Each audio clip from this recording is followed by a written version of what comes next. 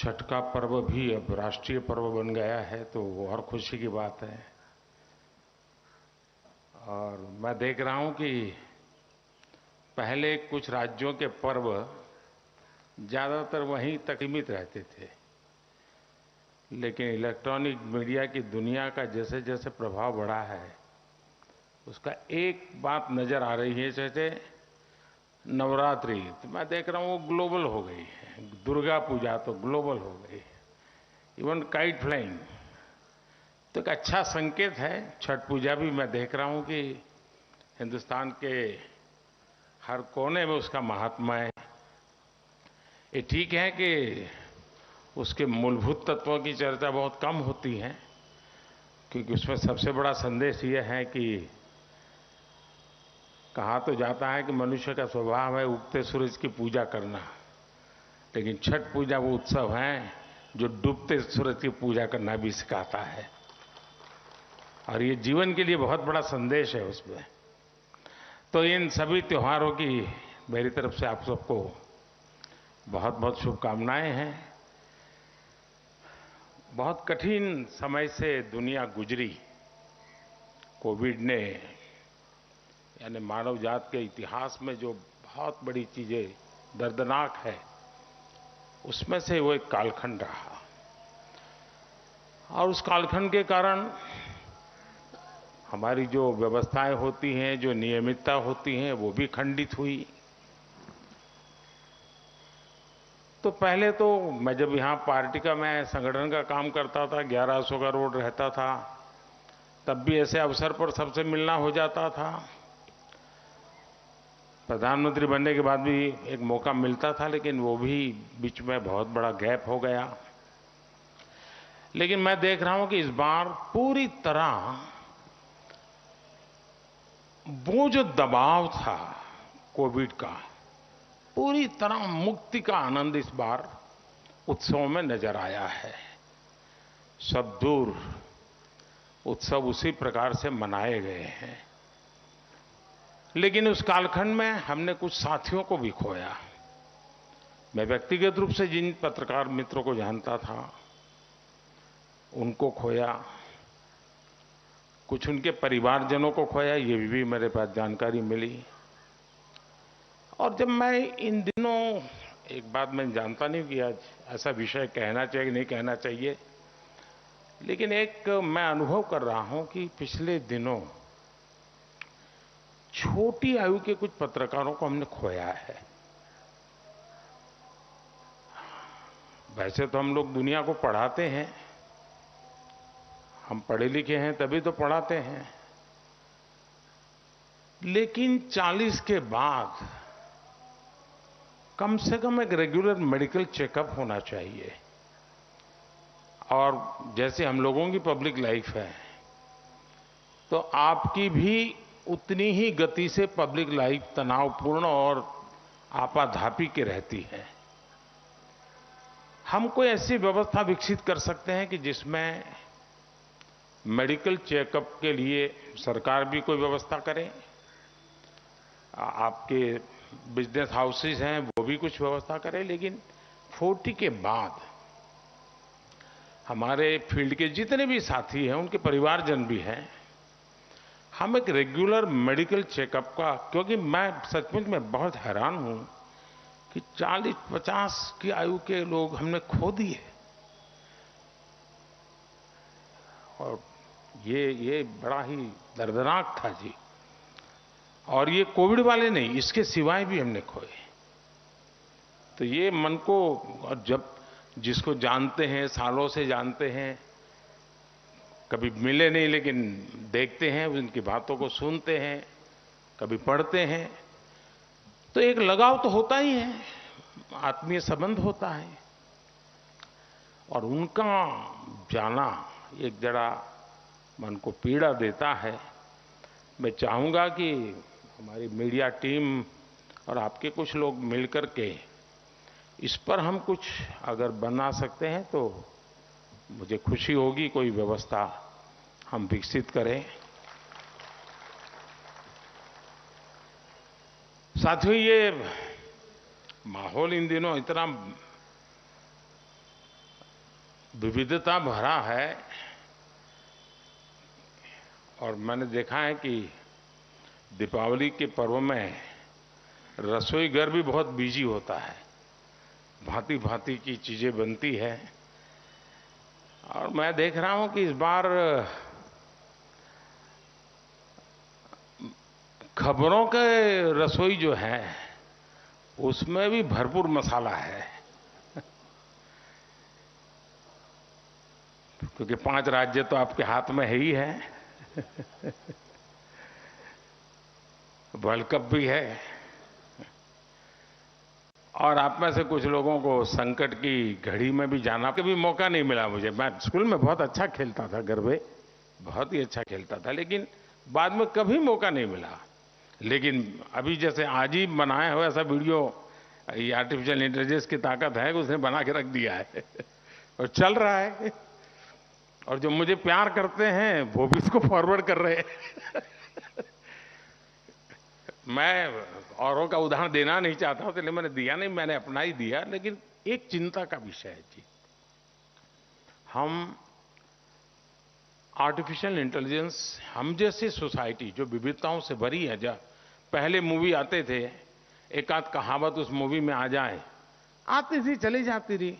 आज एक आध कहावत आ जाए तो पूरी मूवी चलना बंद हो जाए, मुश्किल हो जाता है कि तुमने उस समाज का अपमान किया, वो किया, ढिकना किया। वो उसने अरबों खरबों करोड़ों रुपया कुछ भी खर्च किया, वो कोई पूछने वाला नहीं है। तुम जवाब दो तुमने क्या किया, ये हाल है।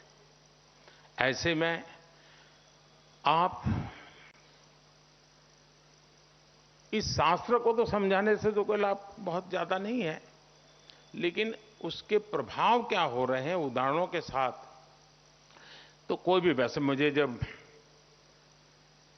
इस विषय को आगे बढ़ाने व्यक्ति चैट जीपीटी के लोग मिले थे, तो मैंने उनको कहा था कि जैसे सिगरेट पे आता है, इट्स ए कैंसरस, पीना पीना पीना तुम्हारी मर्जी, लेकिन लिखा हुआ रहता है ये हेल्थ के लिए हैजार्ड है, ऐसा लिखा हुआ था।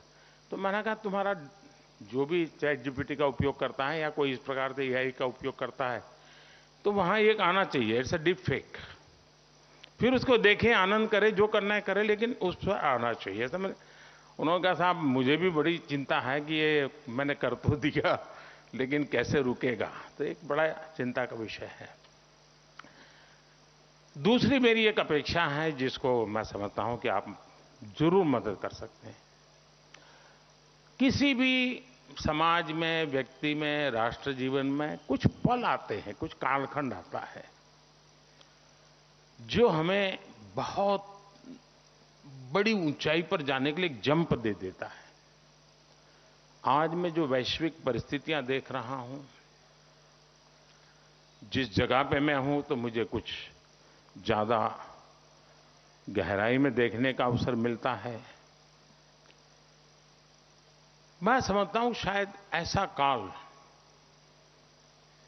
हम लोगों के सामने हम देख पा रहे हैं। हमारा ये कालखंड उस भव्यता की तरफ जाने वाला कालखंड से जुड़ा हुआ है।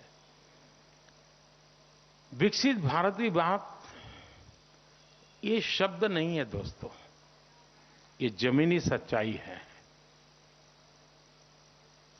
पूरी संभावना है।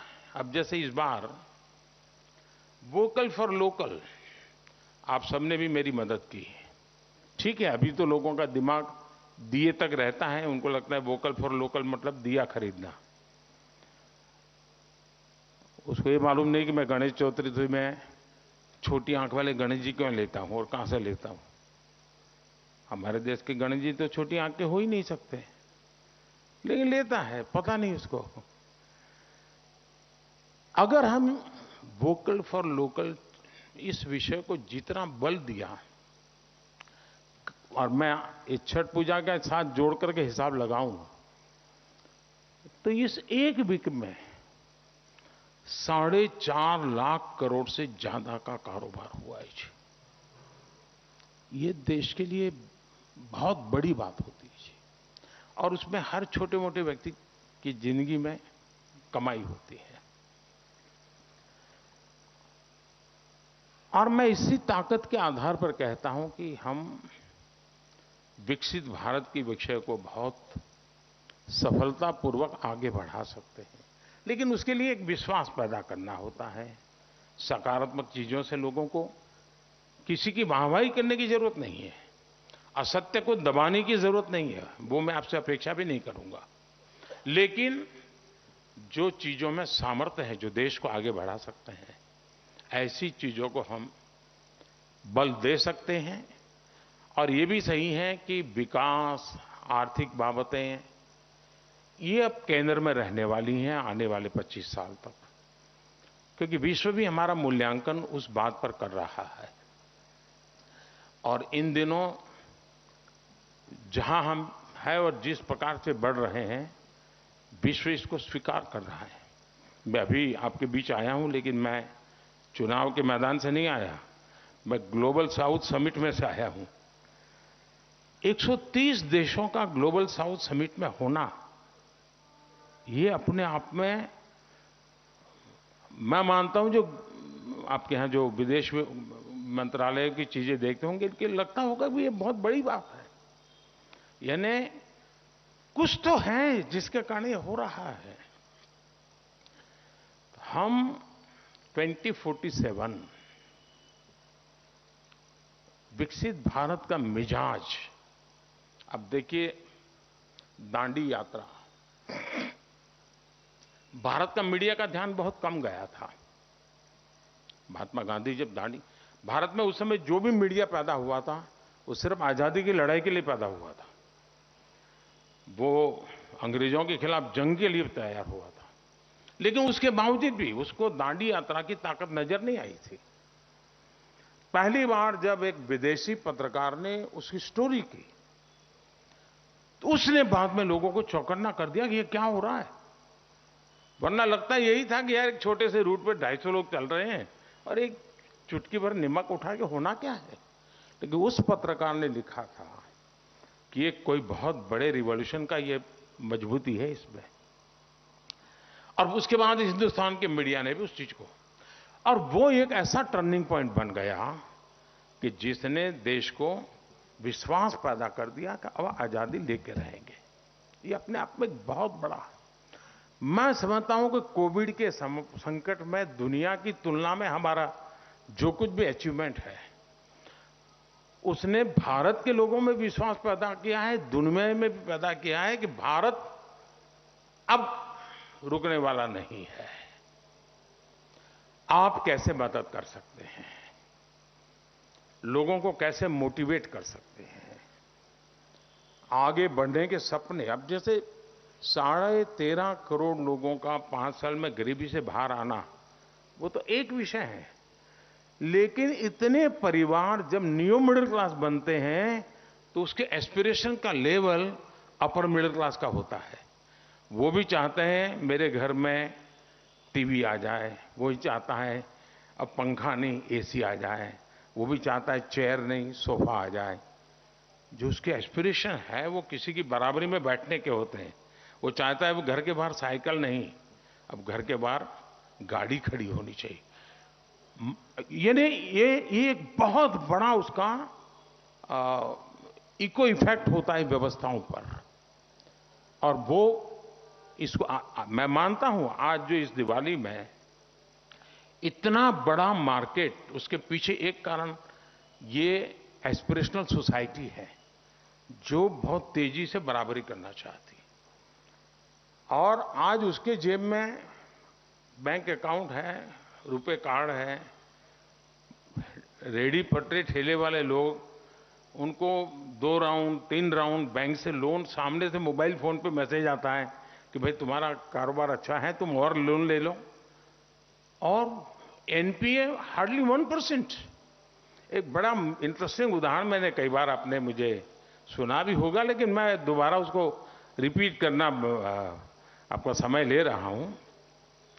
मैं मध्य प्रदेश में शहडोल क्षेत्र में गया था। 2 चीजें मुझे बड़ी ही इंस्पायर कर गई। एक तो मेरा कार्यक्रम था, मैं एक आदिवासी गांव में समय बिताना चाहता था, तो मैं शहडोल के पास गया था। तो वहां जो विमेन सेल्फ हेल्प ग्रुप है, उसकी कुछ बहनों को उन्होंने बुलाया था और कुछ यूथ को बुलाया था। नौजवानों को। जब नौजवानों से मैं मिला तो मैंने पूछा आपका गांव, तो बोले मिनी ब्राजील है। अब मैं इतने साल मध्य प्रदेश में संगठन का काम किया था, मैं मुख्यमंत्री रहा, लेकिन मैंने कभी सुना नहीं था। तो मेरा कान सतर्क हो गया। मैंने कहा कि मिनी ब्राजील क्या है? बोले साहब हमारे हर गली में फुटबॉल क्लब है, और बोले हमारे यहाँ, और एक कोई मुस्लिम सज्जन थे, नाम मैं भूल गया, वे पहले खेलते थे, फिर शायद उनको फिजिकल प्रॉब्लम हुआ, फिर वो कोच के रूप में काम कर, वो उस गांव के थे। उन्होंने इसको एक मिशन मोड में लिया, और परिणाम ये मुझे बता रहे थे कि साहब हमारे कुछ घर ऐसे हैं जहां की 4-4 पीढ़ी के लोग फुटबॉल के नेशनल प्लेयर रहे हैं।